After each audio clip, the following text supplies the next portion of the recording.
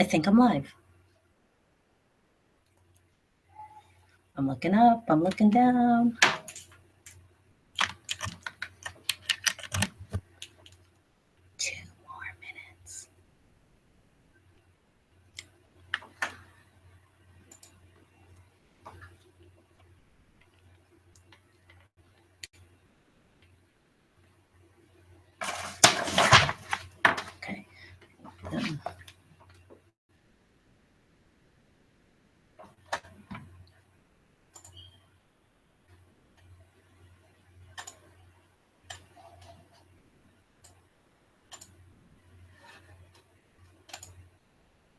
Oopsie.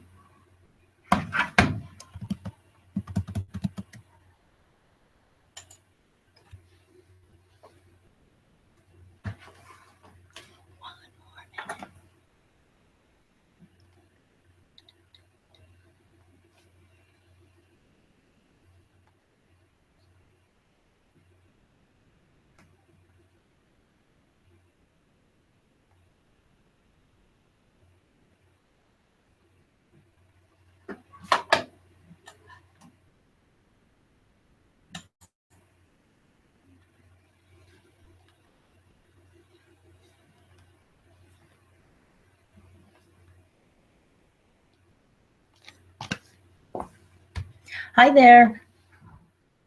Welcome to Tiara Tech, 10 minutes of tech day. I'm Kathy, or I wear the crowns on Twitter. And today what we're going to do is we're going to talk about augmented reality and using it in the classroom.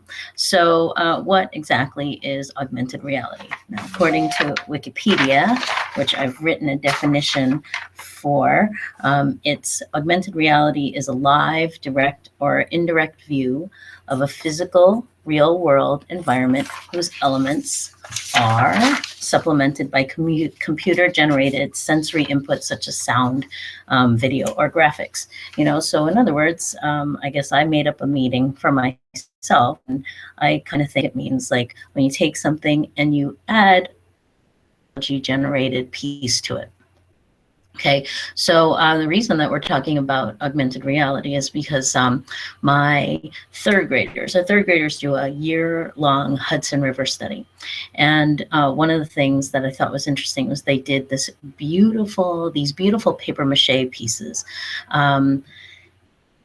They're hanging up in the hallway and they just look great. And I thought, oh, you know, the kids know a lot about these fish. Maybe what we could do is we could add a piece where they talk about something they learned about the fish or something they researched about the fish. And we could add that, have it triggered, have what they learned triggered by an image or something. So I've been working on this for quite a while. And then last week I thought, oh, okay, let's get it done. We could do it. I figured out all the steps and whatever. And then there was something about it that just didn't work. So there is a class after school behind me, well, in the space. So that's what's going on in the background. But anyway, so I use a tool called Aurasma. And I guess what I'll do is I'll just show you what happens. So I'm going to share a screen. Okay, and I have to get the iPad open to get that to work. So I'm going to share my iPad screen with you. And again, we'll cross our fingers and hope that it works. I hope it's this one.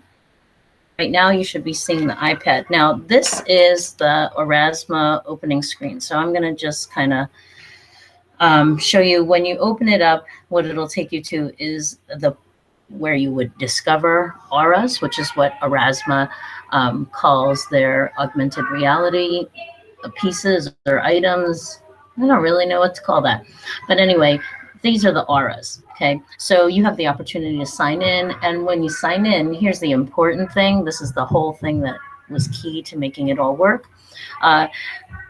You have a profile, and I don't know if you noticed, but in the top left corner, that's a little person, and I tapped on the person. This is my iPad, so I did not create any auras on the iPad, but in the profile, you want to go to following, and you want to make sure that you're following someone's auras in order to make it work on the iPad or on your device consistently. And that was the thing that had gotten me stuck last week. Okay, so anyway, here are the auras of people that I'm following and Aurasma. And what happens is you go to this little scanner button on the bottom, and should you look at one of the, okay, so now we're looking at the office, you'll see that there's a dynamic looking for something. That's not it. We're going to look at some Hudson River fish. Okay, so here is, this one's great. This one's so cute. I love this. All right, so I'm going to put it up on my screen, as you see, and I'm going to go ahead and scan it.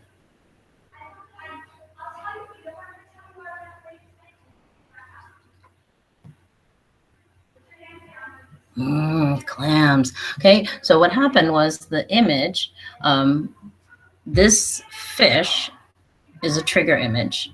And using Aurasma, we created an overlay, or actually we attached an overlay to it. So that's what that other piece is. Yep. Clams. Okay. And then that overlay was created in an app called Chatterpix. So we're using all kinds of things here. So let me just bring one other one up, and it could be any kind of picture. Let's see. I have to make sure that's full screen.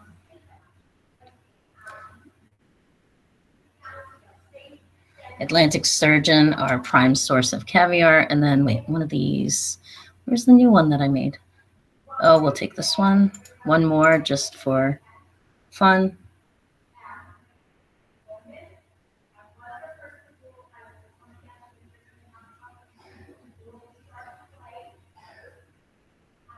Okay, so I hope that you can hear that something came up. I get that sometimes, okay, I'm going to stop screen sharing. Sometimes with the video, it doesn't work, and that's kind of what I learned last time, but I'll send some, I guess I'll attach some links to the comments when this is done. Okay, so how on earth do you make an aura using Aurasma? You can create one on your device, but I learned the hard way, the ones on your devices stay on your device, and you can't really share it out so well. So if you want somebody else to see it, they have to be using that. So not so convenient, I think, if you had like parents in and outside people in or something, or a whole bunch of students, you'd have to have the aura on as many devices as you were using at the time. So it's better to create the aura using Aurasma Studio online. Okay, so I'm going to screen share again. Wait, let me find Aurasma Studio. Oh, it's that one in the back. Duh. Okay, so screen share. And again, I'm only sort of good at this. Okay, so is it? Okay, so I'm looking at, that was the last, that's the white perch. That's the last one that we were looking at. So what you do is you log in, and it's easy to create an account. And if you have an account that you created on your device already, because you've looked at some, you can just sign in with that device, those credentials on the online. So this is Aurasma Studio. It takes you to, I think it takes you to your auras when you start. So what we want to do is we want to create a new aura. And what I did ahead of time was I downloaded pictures that I want to use as trigger images, and I also moved the Chatterpix from my phone to Google Drive so that I could get to it on the computer, just so that you didn't have to see me struggle through that. So anyway, first step is to upload a trigger image. Okay, you have to give it a name. So I think this one is also going to be the white perch. And it is, oh, it's not the white perch, it's the winter flounder this time. Okay, winter flounder. Oh, you're gonna love the winter flounder. Winter flounder. The kids in the background love the winter flounder, and it has to do with, this particular Aurasma has to do with its eyes. Okay, so you could even get your image from Dropbox, but I'm getting it from a file, so I'm gonna browse. And I downloaded a lot of winter flounder pictures. I'm going to go ahead, I'm going to try this one because this one is crazy. That's the winter flounder with its eyes on top of its head. And then I'm going to say save. It's going to save here. It's saying the trigger image is that. That's the one. And then I'm going to say next. And what I'm going to do is, oh, and this is kind of small. I wonder if, all right, so you can edit after the fact. We'll just see what happens. I'm going to click to upload the overlay, which is what the augmented part is, what you're adding to that image. It is the winter flounder eye, okay, and that's the paper mache product that the kids made. So open your eyes, you say, here's the video, yeah, and you just, this automatically fills in. I don't know why it doesn't on the other. Oh, and Cheo-Isaacs is messaging me. And then I'm going to say save it. He's going to tell me, hey, there's no sound. Oh, no. Okay.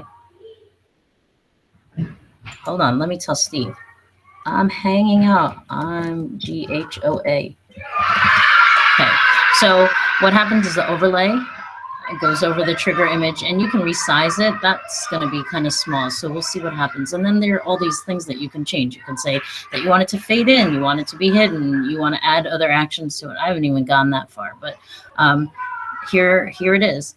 And you say next, and you can name it, or else it gives you, it gives its own name. I'm going to just go ahead and copy that and call it that. You can put hashtags on it. So I will say Hudson River Fish Study. Okay, Hudson River Study. Preview doesn't do a whole lot except show you what or how big the image is. Okay, and it saves it for you, but it doesn't really do anything because the testing device won't see it. So I'm going to just close it. Here is the big step.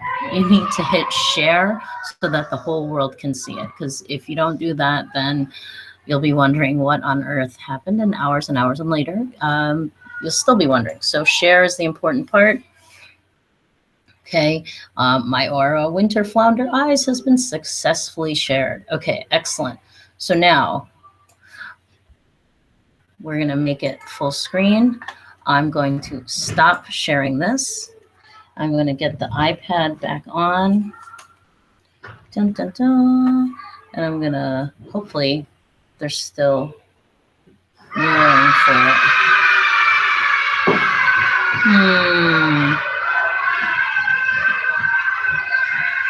Let's see, screen share. No, it's not going to be open. Mirroring. That's me. Talk to the computer. AirPlay. Me. Oh, it was on. Okay, there it is. I'm going to make it big. I'm going to share the screen. Share. Okay, and that's that. All right, so back to Aurasma and that scan thing on the bottom thingy. So we'll say his eye goes fully around his face. So we're just going to peek from the side. There's the winter flounder, and it caught it. Okay, awesome. So stop that, and then back to me. And then here we are, we're at 11 minutes. So what could this be used for? I think that, you know, there's so many pieces of artwork or student work that gets put on the wall, and it's all flat. And why not make it a living gallery? So you add this Aurasma, you tell, you know, you have a sign up that says something along the lines of download Aurasma, follow this user, which is the person or the account that creates all the auras. Remember that Aurasma Studio Online is what lets you create auras that are shareable, because the ones on the device, even though everyone could do it, they stay on the device, and that's it. So that's one thing that you get to try to figure out if you don't realize that part. But I mean, just all this beautiful work hanging up in our school. I think, wow, a kid could talk about this. There could be artist statements. You could do so much. They could write something or even read something reflective. You know, like maybe after they did this unit, you learn, and even if it wasn't something directly related to that piece, like this is a winter flounder, it has two eyes on the top of its head. It could be like, oh, well, you know, we need to conserve this environment for conserve this habitat for the species to survive, or something like that. So anyway, it's been 10 minutes and we did some tech. So thanks for joining me, and I'll see you next time or sooner, if not in a week. Bye.